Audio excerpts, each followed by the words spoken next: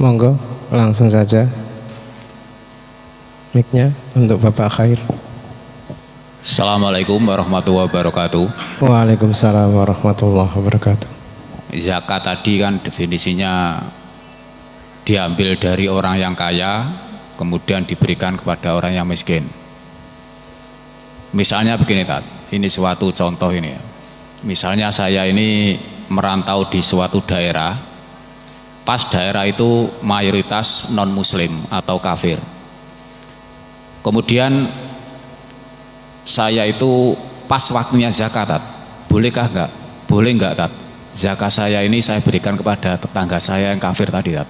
Sekian. Assalamualaikum warahmatullahi wabarakatuh.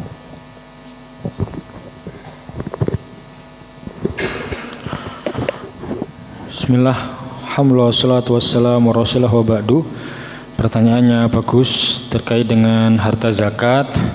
Bolehkah kita memberikan harta zakat kepada orang kafir? Singkatnya kan seperti itu. Para hadirin yang dimuliakan Allah, terkait dengan pembahasan zakat, kita pernah membahas bahwa di dalam syariat kita harta zakat itu penerimanya sudah definitif ya, yaitu 8 golongan yang memang sudah Allah khususkan bagi mereka untuk menerima zakat. Dan sebagaimana yang disampaikan oleh para ulama, semuanya itu harus muslim ya, semuanya itu harus muslim, kecuali dalam pembahasan wal muallafati qulubuhum. Para muallaf itu sebagian ulama berpendapat boleh memberikan sebagian harta zakat ya, karena enggak semua harta zakat kepada orang yang masih kafir, tetapi sangat dimungkinkan kalau dikasih uang dia masuk Islam. Dan ada maslahat besar, biasanya itu kalau dalam pembahasan para ulama itu adalah malaul qaum, para pemuka kaum, kepala suku.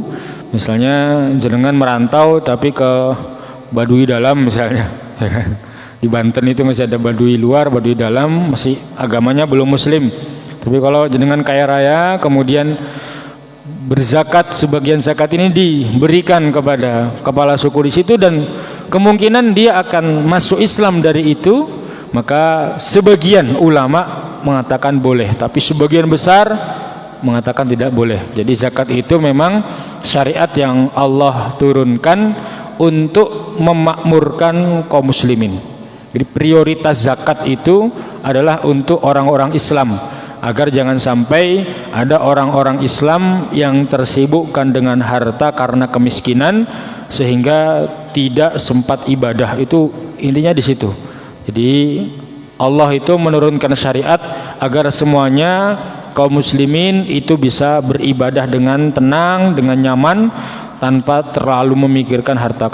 Karena kalau kita bahas pembahasan zakat di buku-buku para ulama itu yang tebal-tebal, salah satu yang pernah kami baca misalnya di kitab Al-Mughni Ibnu Qudamah, jadi zakat itu sampai diberikan untuk kebutuhan 1 tahun ke depan. Bayangkan ya, jadi orang fakir itu dikasih uang, dicukupi kehidupannya selama kebutuhan dia setahun ke depan. Jadi ibaratnya kalau dia sudah dapat jatah zakat, itu setahun ke depan udah nggak mikirin uang, mikirin ibadah aja udah cukup tuh. Jadi betul-betul Islam ini aturan yang menjaga semua hamba Allah itu bisa menjadi hamba yang sangat bertakwa kepada Allah, baik akhlaknya, baik ibadahnya, seperti itu. Makanya sebagian besar ulama yang kami baca itu memprioritaskan zakat itu untuk muslimin. Hanya sebagian kecil saja yang setahu kami ya, yang membolehkan harta zakat ini ditasarufkan atau diberikan kepada orang-orang kafir. Allah alam bisawab, seperti itu.